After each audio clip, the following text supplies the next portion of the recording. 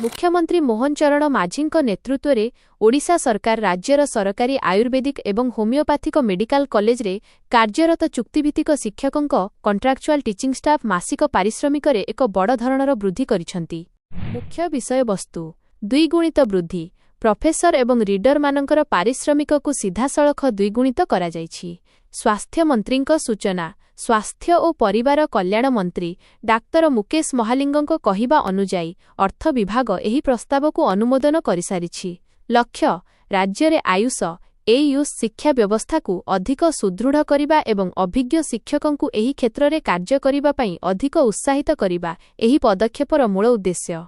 उपकृत एहाद्वारा राज्यर विभिन्न सरकारी आयुर्वेदिक और होमियोपैथिक कॉलेज रे बहु वर्ष धरी कार्य करुथिबा शताधिक चुक्तिभित्तिक शिक्षक उपकृत हेबे। सूचनायोग्य जे एहा पूर्वरु फेब्रुआरी मासरे सरकार नेशनल हेल्थ मिशन एनएचएम अधीन रे थिबा आयुष डाक्तरंक पारिश्रमिक मध्य वृद्धि करिथिले।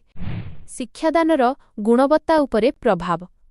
आयुर्वेदिक एवं होमियोपैथिक कॉलेज रे दरमा वृद्धि परे राज्य सरकार आशा करुछंती जे अभिज्ञ डाक्तर एवं शिक्षक माने आउ घरोई संस्था को न जाई सरकारी कॉलेज रे रहिबे।